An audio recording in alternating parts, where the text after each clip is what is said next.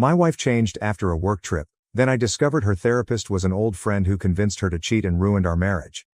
I noticed a difference in my wife, Carla, about 6 or 7 months ago. She had just returned from her company's annual trip, which was organized by her manager to assist their team reunite and build their bonds. Usually, she returned from these excursions energized, full of anecdotes about her coworkers and eager to share minor experiences that had amused or inspired her. This time, things were different. Her temperament has changed noticeably since the day she returned home. She didn't discuss much about the vacation, which surprised me. When I questioned whether anything had happened, she simply shook her head and dismissed my fears. At first, I attributed it to the usual post-trip fatigue. Maybe she was just exhausted from all the traveling, socializing, and team-building activities. But even after a few days, her behavior remained the same. In fact, things worsened. Carla became angry with me, starting disputes over little matters that would not have disturbed her in the past. Before, my wife and I rarely fought. Our relationship was always healthy. But suddenly, the accustomed calm gave way to strain. Every day, it was as if she was hunting for reasons to dispute, and these disagreements seemed to arise out of nowhere. A comment that would have made her chuckle suddenly resulted in a sigh, or, worse, a fight. I couldn't understand where this sudden fury and frustration was coming from. It was no longer just the disputes. My wife began to isolate herself in different ways.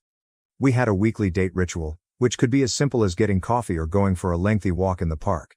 These outings were meaningful to us because they provided us with a chance to reconnect, unwind, and focus on one another away from the distractions of work and daily life. But Carla began canceling our dates with increasingly dubious explanations. She would complain about being too tired or having too much work to catch up on, even on weekends. My concern grew as the cancellations increased. I miss spending time with my wife, our connection, and our laughter. Her mood swings become increasingly pronounced. She appeared fine one minute and then became moody and withdrawn, retreating within herself. Of course, my mind wandered. I began to worry that she was losing interest in me, or, worse, that she had fallen in love with someone else. I didn't want to think about it, but her behavior seemed so strange and out of character that I began to contemplate options I hadn't considered before. When I eventually approached Carla with my fears, she was emphatic, insisting that there was no one else but me. She even gaslighted me, claiming that I was overthinking things and that she simply needed time to straighten things out in her life. So I attempted to give Carla some space, believing that whatever she was going through would resolve itself with time. I figured if I didn't press her and just gave her space to breathe, she'd eventually come around and things would return to normal. But, sadly, it did not occur. In fact, the more room I gave her, the farther away she appeared to float. She started working longer hours and came home late, sometimes after I had gone to bed. In general, she would tell me stories about her day, hilarious anecdotes about her coworkers, or complain about the current office drama. Now there was only silence. After she returned home, she became increasingly evasive when I tried to question her, and her acts began to create concerns in my mind. With our relationship on unstable ground, I recommended to my wife that we seek marriage therapy. I hoped that with the help of a counselor, she would be able to open up to me and we could figure out what was causing our disconnect. To my astonishment, Carla declined, stating that she wanted to visit a therapist independently and that she needed to focus on herself before we could work on our relationship together. While it didn't meet my expectations, I agreed. Ultimately, I wanted her to feel supported in any manner she needed. Carla soon found a therapist and began meeting with them 3 times a week for 2-hour sessions. I didn't ask too many questions about it, assuming she'd found someone qualified to help her. All I wanted was for her to achieve the clarity and calm she was looking for, and for us to be able to reconnect. Carla appeared to be in a better mood following each session, lighter, as if a weight had been lifted. I hoped that this was a sign that things would get better between us, that this was the start of a new chapter in our relationship. Instead, things became stranger. Carla began spending more time away from home, frequently making plans without me. It began with a few evenings here and there, but it quickly spread to almost every weekend. She'd go without much of an explanation and not return until late at night. I don't mind if she goes out with her buddies. In fact, I've always pushed her to pursue a life outside of our marriage. But I expected her to give me a heads up. Her frequent and sudden absences, along with her failure to keep me informed, made me feel neglected in my own marriage. Meanwhile, Carla appeared unconcerned about the fact that I missed spending time with her, no clue of how much I craved our former intimacy. What troubled me even more was when I realized, almost unintentionally, that my wife wasn't only spending time with friends on her little adventures. Apparently, she was also hanging out with random strangers she met at bars. This was something she had never told me. I only discovered out after several of my friends expressed worry. They had seen her at bars, dancing with strange men, apparently intoxicated and acting in ways that were entirely out of character. They'd recognized her as my wife. It was humiliating to learn of my wife's behavior secondhand, knowing that others were watching her behaviors while I remained in the dark. I was absolutely confused, dealing with the embarrassment and uncertainty that her behavior had caused. When I finally built up the courage to bring it up, hoping for an open discussion about what was going on, she rejected my concerns. She waved them off, explaining that she was just having fun and that dancing and talking to strangers did not imply that she was doing anything inappropriate with them. She said it as if her activities in meeting these strangers were insignificant, as if I shouldn't be touched by this version of herself that I scarcely recognized. Then she stopped assisting around the house. Since we both started working, we've always divided household tasks evenly. I've always cooked and packed our lunches every day. Carla handled the dishes, loading and unloading the dishwasher, and was in charge of the washing, while I did all of the folding and grass mowing. This system of shared responsibility has always been effective for us. But Carla abruptly ceased holding up her half of the bargain. She began to moan about how she felt oppressed by having to perform housekeeping, claiming that none of her friends appeared to have to work both at their jobs and from home. We had always had a mutual understanding, an equal give and take that allowed us both to concentrate on our careers while keeping our home in order. Her sudden irritability seemed utterly out of character. When she voiced these objections, I attempted to comprehend her point of view, but I couldn't ignore the facts. I pointed out that if she was referring to her neighborhood acquaintances, most of them were stay-at-home spouses who spent their entire day running their homes. I said that if she was feeling burdened by both work and housework, we should consider her leaving her job to run the household full-time, and I would gladly take on the position of sole earner.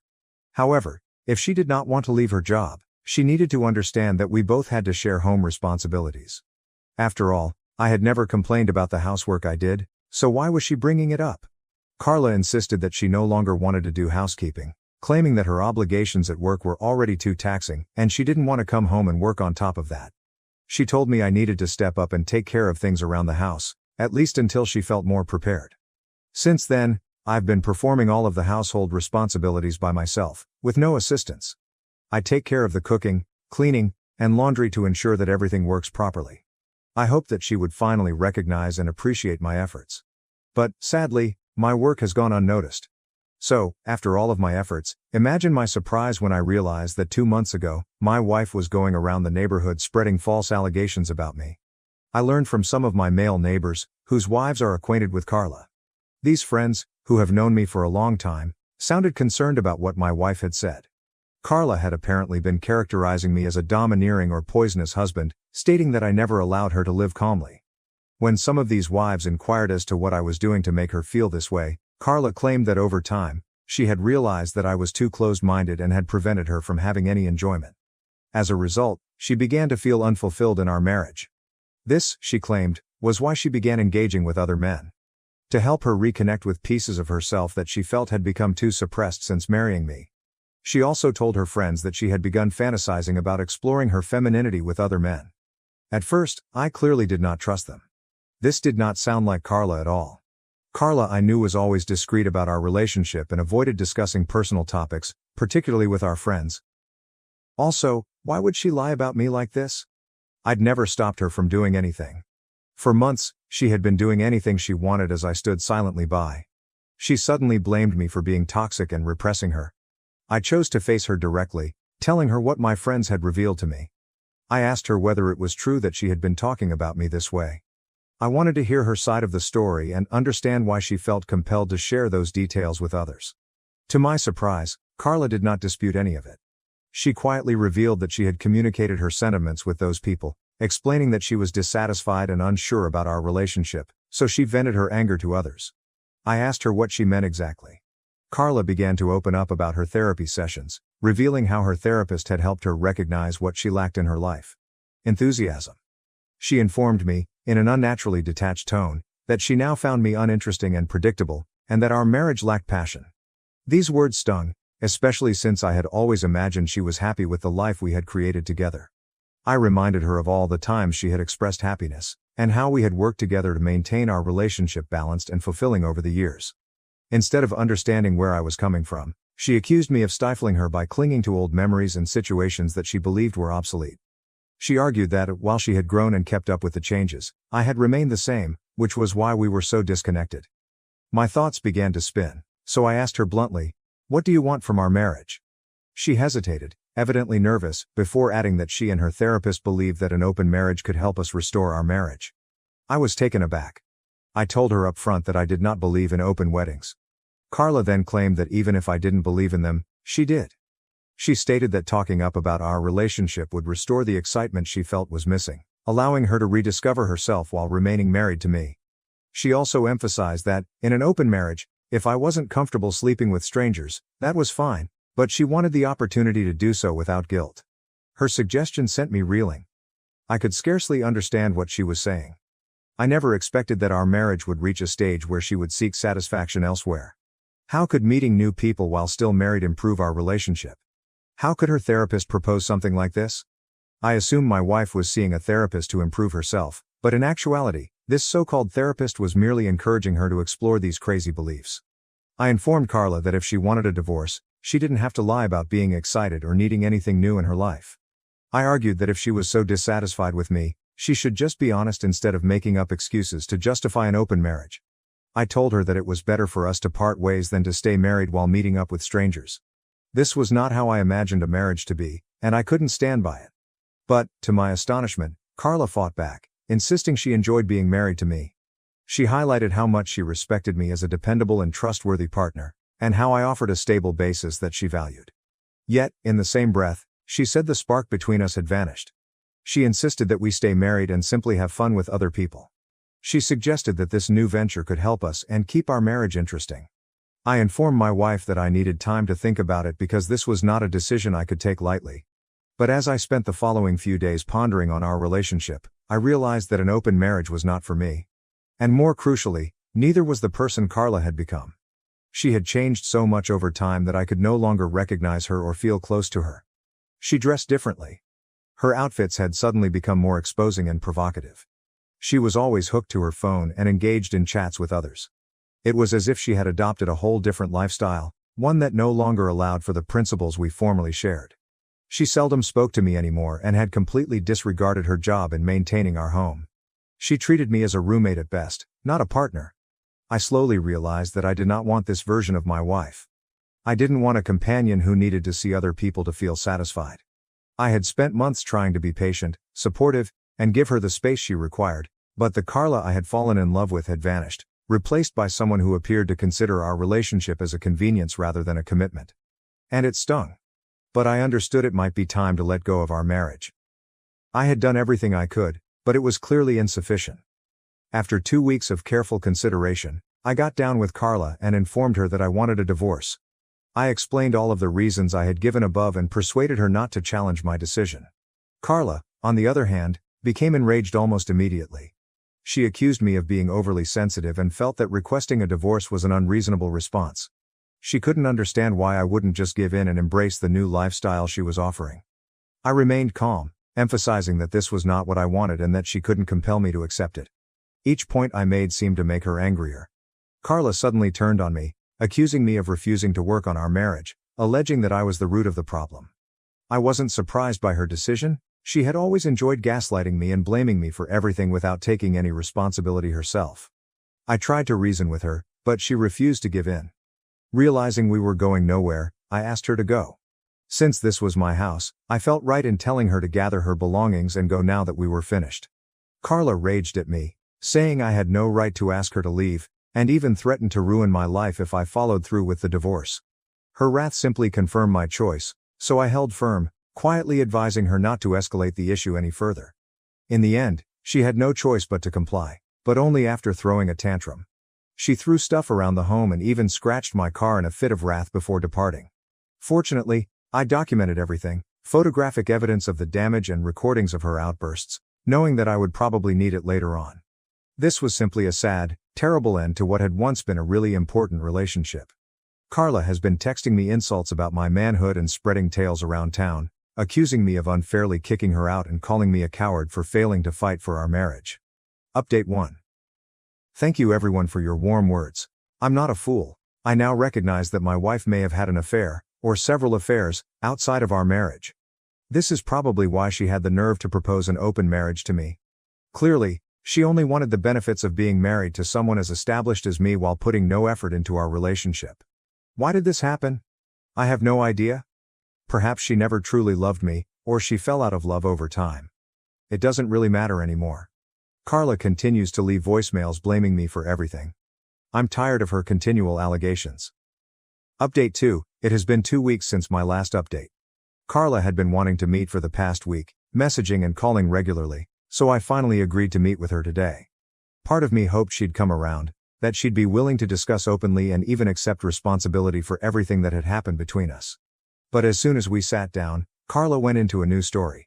She indicated that her therapist thought I was departing our marriage just because things had become difficult. According to this so-called therapist, I was the one who failed to fulfill my promise by refusing to adhere to Carla's requests. Then, as if that wasn't enough, Carla said she was willing to accept me back if I agreed to certain terms. I was taken aback. Take me back? Remember when I asked her for a divorce? To entertain myself, I inquired about her condition. Carla requested that I commit to an open marriage and allow her to leave her job so she could enjoy a stress-free life without having to worry about work. Hearing this made me laugh out loud. Initially, I assumed she was joking. How could she possibly be doubling down on such ridiculous expectations after everything that had occurred? Did she really expect me to be open to any of this after how she had treated me? Her total lack of self-awareness was astonishing. I told her right away that I would never agree to such foolish demands, because I was done with our marriage. I then stated that I had previously consulted with a lawyer and was in the process of filing for divorce. Her face became white with horror. Her tone changed immediately, from angry to imploring. She inquired whether I was really leaving her. I nodded. There was nothing left for me in our marriage. I was ultimately tired of trying to make things work with someone who seemed removed from reality and unwilling to compromise. Then Carla burst into tears. I was surprised to see her cry. This was the last thing I had expected. I gently urged her to calm down and explain why she was reacting in this way. Was she truly saddened over my decision? She should have anticipated this all along, right? Watching her cry made me question whether there was something more going on. I begged her to be honest with me. Was there something more behind her unusual conduct during the last few months? Carla finally opened up and revealed the truth. She added that approximately a year ago, she reconnected with an old high school acquaintance named Elle during their reunion. Elle was a self-proclaimed relationship expert on social media. Carla stated that she and Elle began spending more and more time together, rekindling their connection through long conversations and regular meetups. She acknowledged that Elle had begun to exert a big effect in her life. Over time, Carla disclosed that it was Elle who first noticed that she was unhappy in our marriage and began probing her about me and our relationship. Carla admitted that as she told Elle more about me and our life together, he frequently criticized our marriage, portraying it as oppressive and limiting. Elle continually reminded Carla of how exciting and adventurous she was in high school, when she had numerous boyfriends, and how she had always expected Carla to be the same way. Elle, on the other hand, thought Carla had gotten uninteresting. This caused Carla to resent me. She essentially blamed me for her change in conduct. She felt as if she had lost herself in the marriage, and rather than accepting responsibility for her own actions, she transferred her dissatisfaction onto me. Over time, her animosity grew, and she began to emotionally remove herself, certain that I was the reason she wasn't living the life she desired for herself. Elle gradually convinced Carla that the only way she could return to her old self was to let go of her inhibitions, be more open around others, and simply have fun. When Carla's business trip came around 7 months ago, Elle encouraged her to take advantage of the opportunity to let loose and flirt with her male coworkers, especially because she would be away from home and me. Carla then admitted to having made out with someone during her work trip but refused to tell me his name. She informed me that after returning from the vacation, she felt terrible shame but was too afraid to admit it. However, Elle was overjoyed for her and encouraged her to branch out beyond our marriage. Carla stated that going out to clubs and getting attention from men made her feel recognized and validated. It excited her, and she began to pursue that high. She knew she was doing something bad all along, but she couldn't stop herself. So, when I finally suggested counseling, she was worried she'd give in and tell me the truth, forcing me to leave her. Instead, she sought therapy as a cover-up. These so-called treatment sessions were not actually therapy at all. They were just meetings with Elle to gossip and vent. Carla said that she trusted Elle fully because they had known each other for years and she believed Elle knew her better than anyone else. Elle's influence grew so strong that Carla began to internalize what her friend told her. that she deserved freedom and excitement, regardless of the consequences. When I approached her and explained my worries, Elle would convince Carla that I was controlling or toxic, that I was preventing her from expressing her true self. In fact, it was because of Elle that Carla had begged for an open marriage, expecting me to give in. But, to her amazement, I hadn't. Rather, I had kicked her out. Inside, Carla informed me that she had wanted to tell me the truth after that, but Elle had persuaded her to keep control of the situation, to keep me on edge and force me to chase her instead. Elle had forcefully persuaded Carla not to apologize at this lunch, suggesting that she should demand what she wanted from me. However, Elle's advice backfired, and instead of breaking, I appeared more determined than ever to pursue a divorce. That's why Carla eventually revealed the truth. Carla urged me to not leave her. She admitted that she had most likely lost her mind temporarily, that Elle's influence had muddled her judgment. She said that because her buddy was a relationship expert, she believed her counsel. However, it was now evident that none of it had helped, it had just exacerbated the situation. Carla stated that now that she had finally come clean, she was ready to pursue legitimate therapy and, if I was willing, attend marriage counseling together. I could tell Carla was eager for one last shot to recreate what we had, promising to do everything it needed to make up. However, I was unwilling to give her another chance. Clearly, Elle had influenced my wife's decision, but she wasn't the only issue here. Carla had also been involved in all of this. She had made her own decisions, deliberately and knowingly. For months, she could have mended our connection by having an honest discussion about her feelings as an adult. Instead, she chose to keep everything bottled up and succumb to Elle's destructive advice. She had gaslighted me, twisted me, and rejected my emotions, all while claiming everything was fine. Also, she had cheated on me. And now, when it was too late, she had only spoken the truth out of desperation. Thank you for watching. If you haven't subscribed yet, please do so and hit the notification bell to stay updated with more shocking real-life stories happening around you.